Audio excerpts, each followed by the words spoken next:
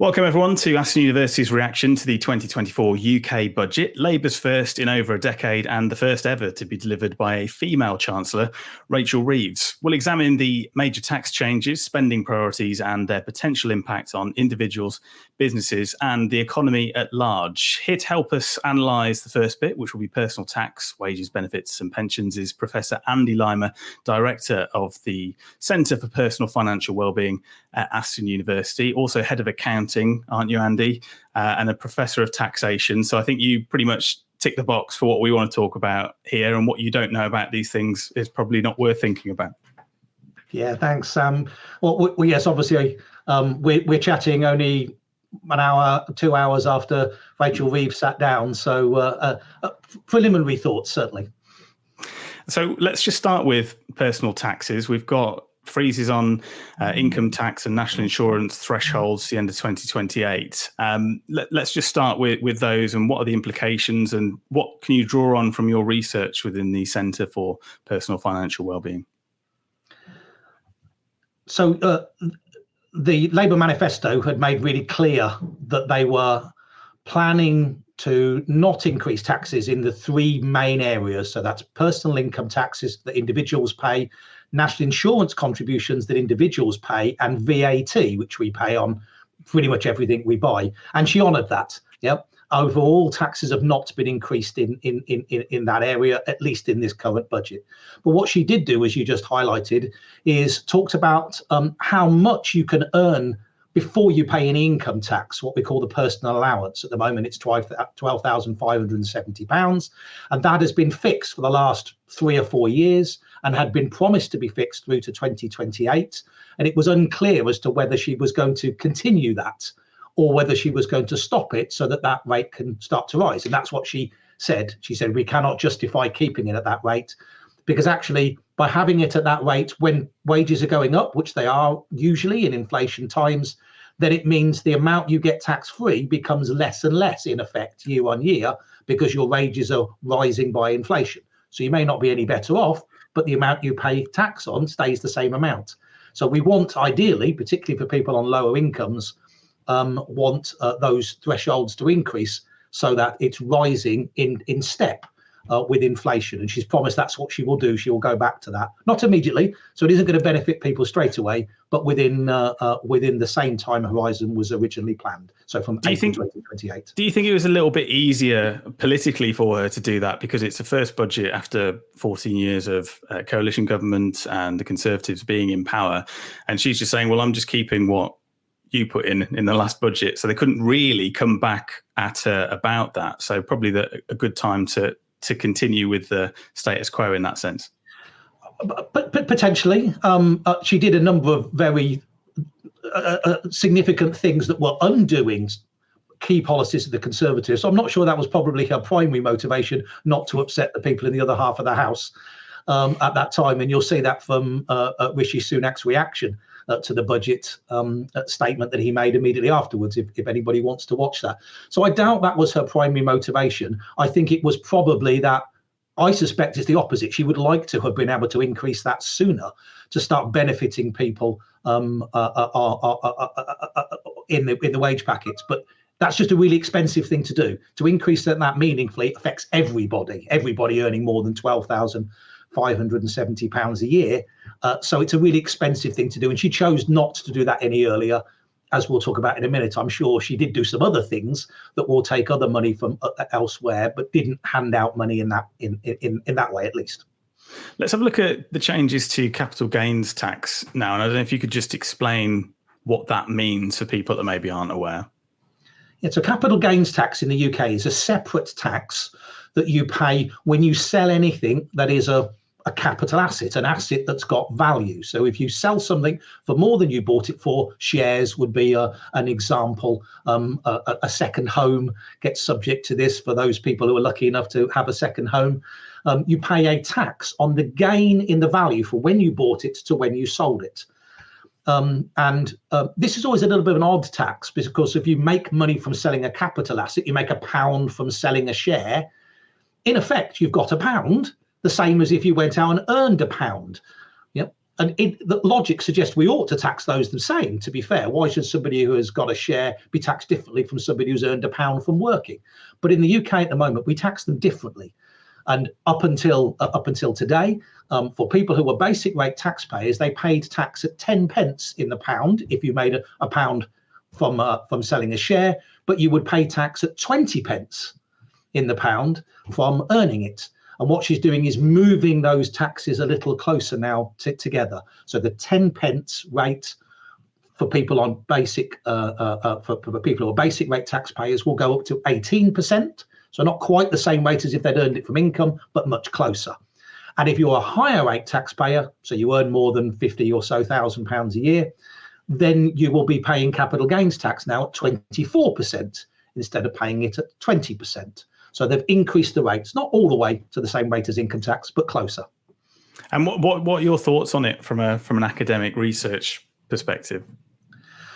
Well, capital gains tax doesn't contribute an awful lot of money to the UK exchequer, so it's not going to make a massive difference to the £22 billion hole that everybody's been talking about for a long while. It's not making a big contribution towards the 40 billion that this budget actually is supposed to be raising for the government. If you look at the headline rates, people are saying overall, when you add up all the things that are in the budget, it's going to raise about 40 billion for the UK. Capital gains tax won't make an enormous contribution to that, but it will make some. And particularly, of course, it will be targeted at the proportion of the population that owns shares and owns second homes. So it won't fall on a significant number of people on average incomes, for example, because they don't own as many shares, if any at all. They're not owning necessarily second homes in that situation. So it's moving the tax system to say, well, let's collect more tax from people who have more.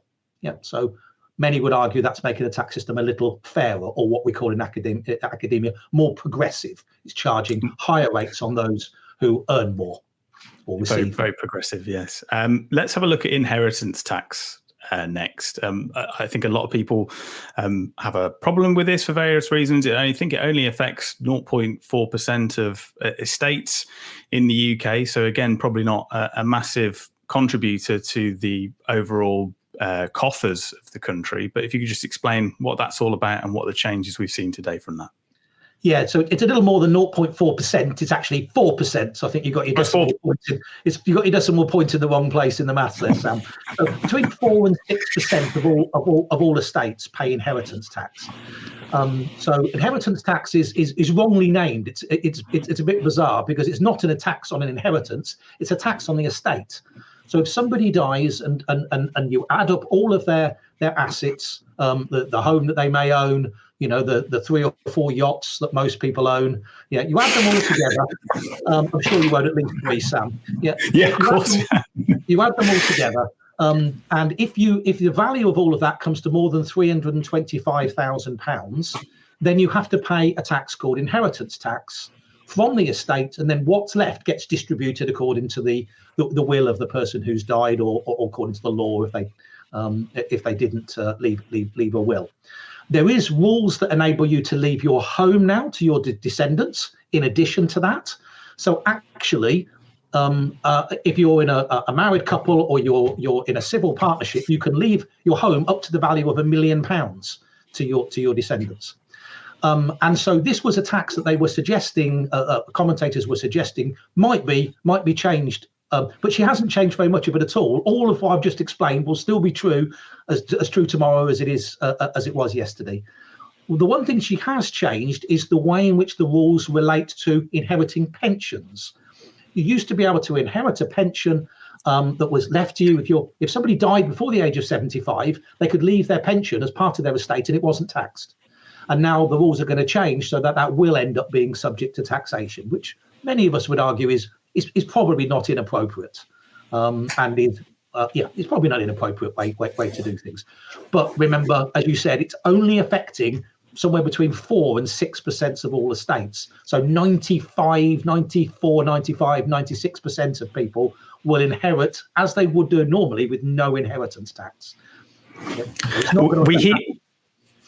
We hear a lot of the time words like stealth and things like that when we're talking about this sort of thing. And I suppose with properties and estates is that as those assets grow in value over time, more estates will be brought into the area of inheritance tax purely by freezing those thresholds. Do you see that being a big part of what she's thinking, or do you think it's going to be more of in the next budget, something that she's going to be looking at implementing further down the line and maybe looking to take a little bit more in tax?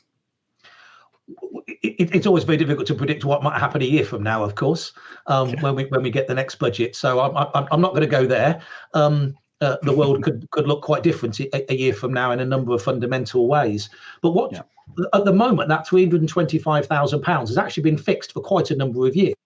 And you're right. What's been happening is house prices are increasing. So the same house would be sold for more money now than it may have been doing 5 years ago without you changing it or building an extension or doing something substantial to change the underlying value. But that £325,000 value has not changed. So more of your estate could end up being taxed. That was fixed by the previous government till 2028. And what she's now done is said, actually, she's going to fix it a little further out to 2030. That could change. That's all she's saying at this stage. But that does mean to say, or you use the word stealth. I'm not sure that it's that stealthy. It's fairly obvious what's going on. It's well known. But you're right. It's not going to increase, and therefore will be taxing people on estates that could be rising in value, keeping up with prices. So the value of that estate is not actually increasing in real terms. But this is a threshold which is fixed. So it's the same kind of challenge as we were talking about earlier with personal allowances. This is always the problem with fixing levels that don't change with inflation. We get the same kind of problem that more people end up paying more tax if you don't move the threshold step by step with inflation. Now, you mentioned pensions there and handing them on once you pass away. Let's have a look at drawing on them and being of pensionable age and drawing on your pension. What changes have we seen to pensions? So very, very, very little change. What she did confirm is that pensions will go up by 4.1% next April, and has confirmed the so-called triple lock rules that are used for what determines the increase. And you pick the higher of three particular things, and the higher one of those was 4.1%. And critically, what she's done, which benefits pensioners, has said that we will continue to operate that triple lock principle for the remainder of this Parliament, while this Labour government is in power for this particular period of time, and has honoured that, and therefore pensions will go up 4.1% from next April. That's the base. That's the basic state pension. I mean, yes, of course. If we can have a look at wages just very quickly, and maybe through the lens of personal financial well-being. Obviously, this is going to be affecting people who are maybe the lower earners across the UK. And what we're going to see is the legal minimum wage for over 21s will rise from £11.44 to £12.21 an hour from April. The rate for 18 to 20-year-olds to go up from £8.60 to £10 as part of a long-term plan to move towards a single adult rate. And then eligibility is going to be widened for the allowance paid to full-time carers by increasing the maximum earnings threshold from £151 to £195 a week. So a couple of bits in there. But from a financial wellbeing point of view, and obviously the work that you're doing in the centre, what's that look like? Well, that's a really important change and a really key one to highlight out of this budget. So the national living wage, the minimum wage in the UK, as you said, sets a threshold below which you cannot be paid an hourly rate based on your age. As you indicated, there's a lower rate for people under the age of 21 and then a standard rate over. So that's a 6.7% increase in that minimum wage, which was actually recommended by the Low Pay Commission, which is a separate body that looks at where pay should be. And for the first time, she said they had brought into specific account in making their recommendations what was happening with the cost of living. And so that's one of the reasons why it's being proposed as much as it is. But that, of course, will be a huge change for quite a significant number of people who are earning at that minimum level in the UK. 6.7% increase is quite a significant increase on your hourly pay. And you also mentioned the carers allowance there. So a carers allowance is £81.90, I think, at the moment, is the amount that you can earn if you're looking after and caring for somebody who is disabled or elderly for more than £35 a week. That's jumped quite significantly. You're going to be able to earn more now, or be paid more. Sorry, I did take a note of the number now. I think it's going up to. No, I haven't written it down. Going up to. So it's £195 a week. So from 151 to 195. So it's a considerable rise. Yeah. So it's so not, again, forgive me, Sam, but not quite. Yeah. Right. You were at £81.90. What you're going to go up to is being able to receive 16 hours at the national living wage. So 16 times £12.21. That's what you'll receive in the allowance. I think what you're referring to, that £196, is how much you're able to earn in addition to your carer's allowance before the carer's allowance gets taken away. Yep. You used to only be able to earn £7,800 a year, £151 a week. So if you were 35 hours caring for somebody and then you went and earned a bit of money, did a few hours, as soon as you got to £151, your carer's allowance disappeared, which was a big cliff edge. And what they're now doing is adding another £45 a week to that. So you can now earn £196 a week at £10,000 a year before you lose your carer's allowance. Well, that's an enormous difference for people on very low income. So very, very, very welcome from a wellbeing perspective. And just before we move on, I know Jundu is waiting in the wings to talk about some business points that we've got. But before we let you go, Andy, was there anything else in the budget that stood out to you? Anything that you'll be looking to, well, maybe look into in a little bit more detail with the research going on in the centre over the next year or two? Yeah, a couple of things that might be worth highlighting that will affect some people. We were quite heavily involved in setting up a scheme called Help to Save in the UK, which is a government-funded scheme for people who are on universal credit to help them build financial resilience. And the good news is they've decided to extend that scheme now, and that is key. That enables you to save up to £50 a month and get a government contribution that's much higher interest rate than you would get if you put it anywhere else. So that extended is good news. Fuel duty not going up. That's good news. That will make people about £59 a year if you're an average driver. So that will make a big difference. More money going into HMRC. So there's going to be some additional employees that will be working for HMRC. They've seen their employee numbers come down and down, and of course, you're not surprising to hear that there's a limit to the efficiency you can get by applying more technology and less people. Getting more people back in there will enable them to ensure that those who are avoiding paying their taxes are more likely to be caught. The non-dom regime is a really interesting one as well. So these are people who are maybe resident within the UK, but also come from overseas. They've announced they're going to scrap that regime, which means people who may be living in the UK will be also required to pay tax within the UK, like those who were born in the UK. So that's another key change. So a few key additional things that definitely will be wanted to look at within our centre and see what the overall implication is for those. And a penny off the pint of beer. That's the main one, isn't it? A penny off the pint of beer, yes. That got, I think, one of the biggest cheers, at least in Parliament. A penny off draft beers, at least. That's it, yeah. It's not of all beers, but duty on tobacco is going to go up, and a couple of other things. But those changes are important, absolutely. Perfect. Well, thank you for joining me, Andy, and giving great insight as always. We'll say goodbye to Andy Lymer now, and we'll welcome in Jundu. So Jundu is a professor of economics with the Centre for Business Prosperity at Aston Business School. She researches extensively on productivity enhancement and economic growth, and is probably best known at the moment for her work regarding trade and Brexit. It's keeping you busy, certainly, isn't it, at the moment, June?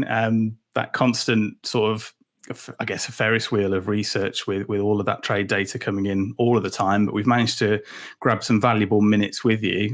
Let's talk budget from an economic perspective, but what stood out for you? Thank you, Sam. It's great to be here.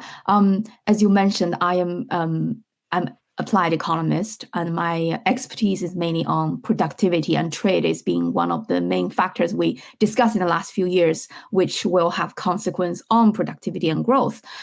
So for this very exciting day where I have been watching are mainly the areas that will have consequence and impact on business growth potential. So as you probably know, the Centre for Business Prosperity covers 3 areas.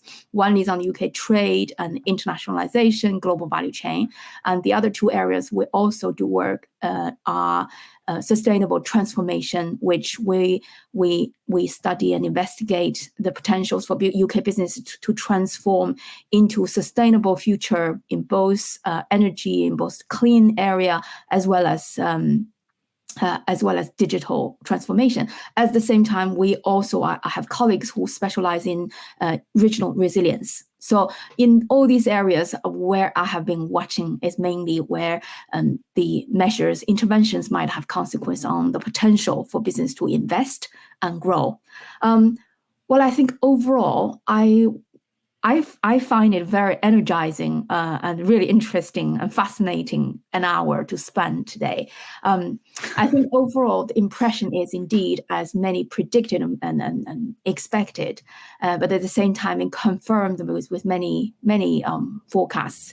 This is a tax rising budget, and it's labor friendly.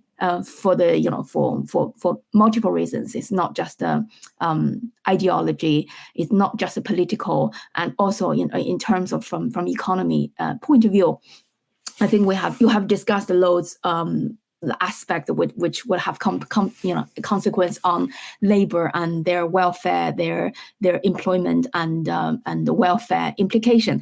I think in terms of businesses, which I think, given that, the first thing I think from businesses, what business really need, among many things, the stability, the certainty, which I think the budget has done a great job. I think not just today, but from Labour got into power in the last few months. Although many commentators complain it is being slow and a lot of areas being vague and nothing specific came out.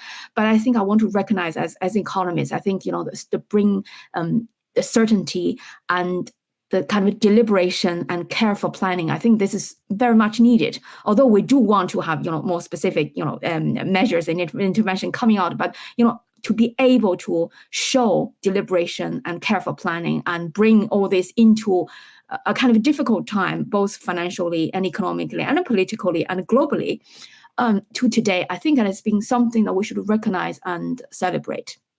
So that's the first thing to say. I think, there's now has been more certainty and stability, which, not just a slogan, but it's really important, not just for small business, also large business.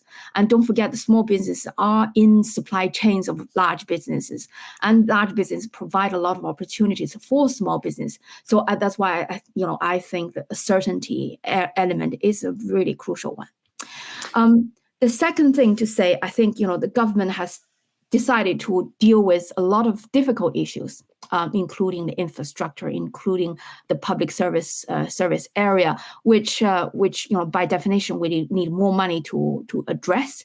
So I think I can see the measures which have covered a lot of areas that probably the previous government will hesitated to address, including housing, including a bit of planning. So and also in today we hear measures and investment into education and skills, which is important, and certainly the big areas for NHS, which is needed. And also we hear measures and thinking of how public service can be more productive and can be maintained and not run into austerity, which is also really important. And also we hear, for example, the investment will go into digital connectivity, which is one of the 3 dimensions of connectivity. If you think about physical connectivity through infrastructures, through transport, and digital connectivity, and also energy connectivity, all these connectivities are fundamental. not just for household and small business, also for large business and for big investment to come into to Britain. So I think in these areas we see really important investment going in, which will invest into long-term growth, which we might not see any tangible growth figures translated into GDP growth in the next 2 or 3 or 5 years, but in the long term, this is absolutely essential. So I welcome those. And I also, on the positive side, I hear clear and explicit and determined approach to give more power, more room for the devolved governments, which will have implication on the West Midland, areas and Northeast that we locate. I think that is an absolutely good thing. So already I hear colleagues in terms of both, the university research sector and others already, feel energized, enthusiastic about, potential funds will coming in for us to really do something really will have implication on the local growth. I think this is fantastic. On the slightly worrying side, I think the tax rising budget in terms of national employment, national insurance, that employer contribution rising from 13.8% to 15%, which will mean, and then it's not just the percentage change, it is also the threshold change. So, that the threshold of paying national insurance for employer has dropped from 9,500 to 5,000. So this is probably one of the biggest bomb that the small business will hear and feel that, in some cases devastated.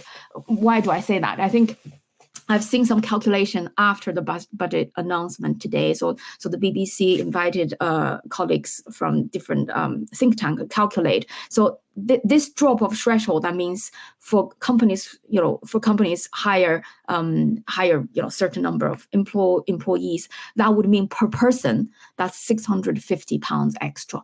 So for each employee, and that for some small businesses which relying on long labor, that's quite a lot of money, especially small businesses when they have to already address all the the cost implication from the cost of living crisis, energy crisis, and borrowing and all the other. So this could be quite a big thing, big part of a cost. Just on the national insurance contributions, by employers. So the OBR had their press conference after Rachel Reeves had completed her budget, and as David Miles of the OBR said, it could be workers that end up paying the price. He says it seems highly likely that will have an impact on the level of wages that firms who are facing higher taxes on employing people will pay. He said that over time it means wages will be lower than they otherwise would have been. Obviously, the OBR is the holy grail in this. They've obviously played a big part in this process, something they didn't do for the Liz Truss Kwasi budget, which obviously spooked the markets. And as you said, this budget seems to have calmed them slightly or instilled some sort of stability within them. What do you think of the OBR's assessment that it could squeeze wage growth over time? Well, I think it's OBI is a very reputable body of experts on public finance, which needs to be carefully considered. The specific implication of that increase is yet to see. So what they said could be the case, but it's a bit of guesswork. So let's take a step back and think about if you are employer and you hire 10 people wrapping, pastries, which was one of the, wake up to money recently, the companies they have interviewed. So when you face this situation, what would you do? You have a few choices. One, suck up the cost because you need these employees and they're absolutely essential, and you have maintained over time the relationship and you don't want to, sack them, anyway. So you then, the first option will mean that your profit margin will drop and you have less capital to invest in the future, or in fact, take back home, the money. So that's the first the first potential scenario. Second, you will make your price higher, so you sell pastry slightly more. If you feel that would that would not mean that you lose customer, and you're going to still are competitive.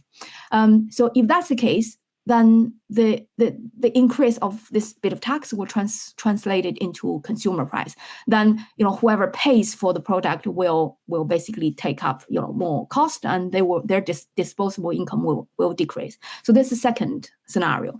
Third scenario, the companies will invest less on their human capital, which can be reduced or slowed growth of wages and welfare for your employee.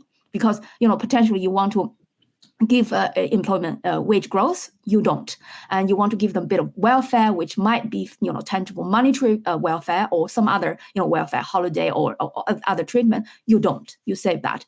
And so this is the third one. So in this case, it's indeed that increase will essentially translate it into less disposable income, less wage for employees, which the companies might do if the labor market is quite tight and it's not easy for these employees to find alternative job. So if that's the case, this is indeed the main option. But if the labor market is loose and there are plenty of workers to replace and it's very replaceable because the skills requirement is low, then it might not be indeed the case. And the other implication is that the companies will probably will use this as incentive to try to find ways to adopt technology or automation to replace labor in the long run, simply because maintaining labor now becomes much more costly, and giving this trend that would only intensify in the future. So then this would mean the companies in general will probably have more incentive to adopt technology to become more labor productive. So this, in a way, you would hear a bit of positive, silver lining. So in the way that as a whole economy, you probably, as a government, as a government and engineer, these measures would translate into allocate resources from less productive sector, less productive firms in the sector to more productive ones. So in the long run, it might be good for the economy. Excellent, June. Well, let's leave it there. Thank you for joining us today. It's clearly been an exciting day for the economists like you out there who absolutely love Budget Day. But that is it for another year. That's it from us. We'll say goodbye to Professor June Du. Thank you, Sam. Thanks. And it's a goodbye from me. Goodbye.